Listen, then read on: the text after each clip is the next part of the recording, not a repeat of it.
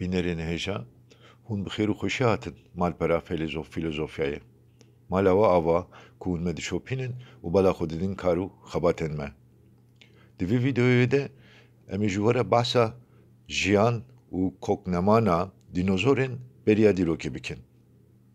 Jêmayên nû yên dereqê dînozoran de xewn û xeyalên me berfireh dikin. Dinya wendabûyî îro ji nû ve zindî dibe. Ev dîroka dînozorên gelekî gir yên ku her yek mîna dêwan in. Her ku dem derbas dibe ew hinekî din zorê didin xewn û xeyalên me. Her wiha zanînên me yên dereqê wan de hene jî her diçe zêdetir dibin. Tabû û klîşeyên derbarê vê mijarê de hene jî hildiweşin. Mesela heta beriya demekî Kurd jî me wiha difikiriya ku civak û jiyanekî malbatî awan candaran tune. Lê roja îro tê zanîn ku dînozorên mê wekî dayîkên canbexş û dînozorên nêr jî wekî zilamên camêr û mert bûne. Bi Kurtî meriv dikare bibêje ku heta niha nêzî 700 celebên cuda yên dînozoran hatine sinifandin.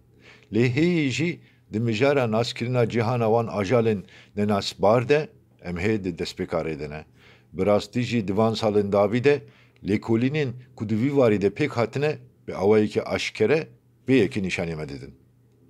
Di navbera salên 1996 û 1999 de di kolanekî hevpar a Mûzexaneya Chicago, Illinois, Kaliforniya û zanîngeha Antananarivoyê de li herêma Rêzêçiyayên Madagaskarê hinek fosîlên dînozoran hatine deranîn û bawerî pê heye ku ew fosîlên dînozorên dinya me a berê ne.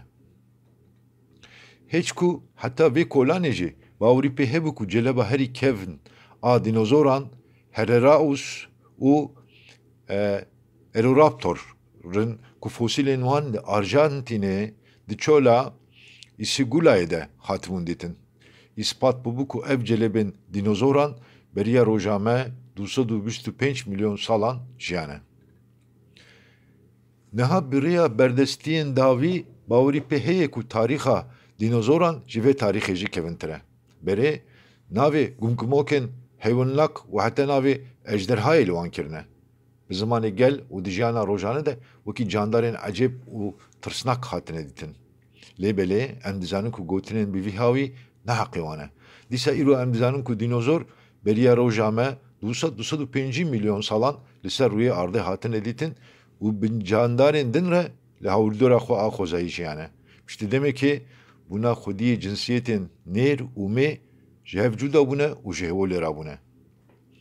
Sebebê ji holê rabûna wan an jî em bêjin koknemana wan îro hê jî cihê nîqaşê ye.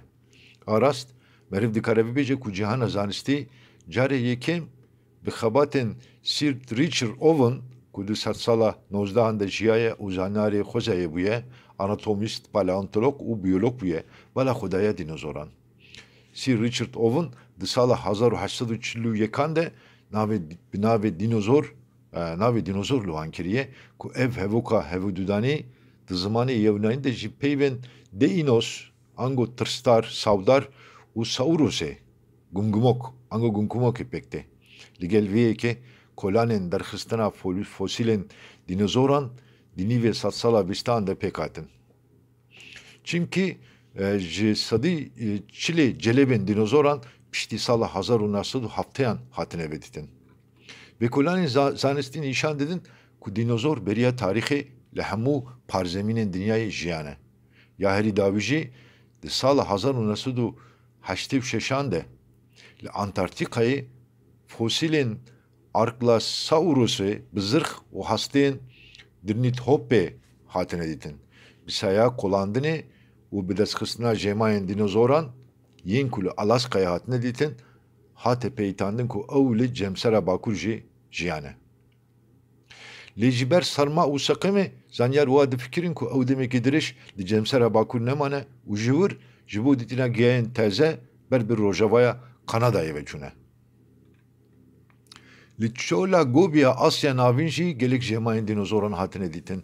Jêmayên pêşîn ên ku di sala 1920 de li vê herêma hatine dîtin aîdê celeba Protoceratos'un Psporên hestiyan yên Çînî û Kanadayî di xebatekê 4 salan dom kiriye de li gelek jemayên fosîlan rast hatine.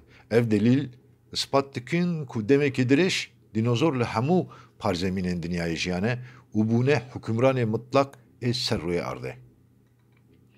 Niha jî em werin em li seyareyekê demê swar bibin û dest bi rêvetiyekê beriya roja me a 200 milyon salan bikin. Niha em li nîvê serdema devra Triasın. Niha li ser rûyê erdê yek parzemînek tenê heye ku bi navê Panga lêkirine û ev yek okyanusek xuya dike dixwî ku ew jî bi navê Pantalassaye tenasîn. Parzemîna sereke ancak em bibêjin mezin yekperçeyî hê di rewşa çolekê bêser û bêberde ye. Tenê li keviyên okyanusê daristanên tropîkal hene. Av û hewa germ û ziwa ye. Li herêmên qutbî hê qeşa derneketine holê. Lewra di vê devrê de li wê herêmê germahî nêzî 10 dereceye ye. Di wan rojan de dinozorên ku wê hemû parzemînan îstîla bikin hê di rewşa destpêkê de ne. Li gor encamên zanistî di vê devrê de erdê ku dinozor li ser dijîn zav jî nefreh bûye. Di wê devrê de serwerê faunayê ji celeba Therapsistayê ne û wekî xuşendeh guhendar. Ancak em bibêjin kîşok bi pêsîr dihatine nasîn. Sebebê vê yekê jî şeklê qiloxê serî ê xomaliyê û pişt re dê ew di nav candarên guhandar de behelin û dê ji holê rabin. Lêbelê di wê devrê de ajalên serverê ser rûyê erdê amfîbyûn bûne. Xwe gelekî adaptê av û hewaya hemî ango em bibêjin tirkî dibêjin nemlî kiribûn. Her wiha ew ajal beriya dinozoran jî dijiyan. Celebên rivêkên wê devrê û şert û mercên xwezayî ji bo berdewama hebûna ajalên guhandar gelekî dijwar bûye. Li ezmên jî ajalên ancak em bibêjin teyrên xuşende yên ku di firiyan hatibûn dîtin. Ji bo ku dinozor bikaribin bibin hukümdarê ser rûyê erdê diva bû çend milyon salên din jî derbas bibin. Başê li gor xuşendeyên din dinozor xwediyê kîja taybetiyan bûn. Li gor nêrîna gerek lokulînêran taybetiya wan cudahiya şeklê lingên wan e. Lingê xuşendeyên din hinekî nepen bûn û vê yekî jî rê nedida ku têra xwe hewa here nav cigera wan. Heçî dinozor bi seya lingên xwe yên pen bi rehetî birêve diçûn. Çîk radiwestiyan û dikaribûn bibazin. Bi vî awayî wan hem dikaribûn bêhna xwe bigirin û bardin û hem jî dikaribûn bibazin. Dîsa bi seya vê taybetiyê dinozoran dikaribûn zû xwe bilêvînin û dikaribûn demekî dirêj li hemberî şert û mercên dijwar jî li ber xwe bidin. Bi demê re lingên wan yên pêş veguheriyane çekên kujer û hette veguheriyana baskan jî. Hema bêje beriya 160 milyon salan dinozor li ser rûyê erdê xwediyê komekî gelek berfireh bûne. Lê berî 65 milyon salan di demekî kurt de koka wan nema. Lêkulîneran li sebebên vê yekê geriyan dibe ku tu carê sebebên vê yekê bi temamî neyê zanin. Niha bersiva mantiqê ew e ku di dewra Kretasê de ji ber guherînên ev hewayî dinozor nemane. Ji bilî vê yekê koknemana dinozoran bi sebebên xwezayî û kerasetên fezayî jî şîrove dibe. Li gor teoriyekê fezayî sebebê koknemana dinozoran stêrka Nemesisê ye. Ancak em bibêjin stêrka mirinê ye ku gelek zanistmen baweriya xwe bi vê stêrkê nayînin. Li gor vê teoriyê di her 25-26 milyon salan di carekê bi hezaran dû stêrk dibarin ser rûyê erdê. Hinek perçeyên wan stêrkan li atmosferê dimînin û dikevin navbera roj û dinyayê. Bi vî awayî jî rê nadin ku tîrêjên rojê bigihêjin ser rûyê erdê û bi vî awayî ser rûyê erdê di tariyê de dimîne. Bi tarîtiya ezmanî û ji ber kêmbûna germahiyê gelek rîvek û ajal dimirin û bi demê re koka wan namîne.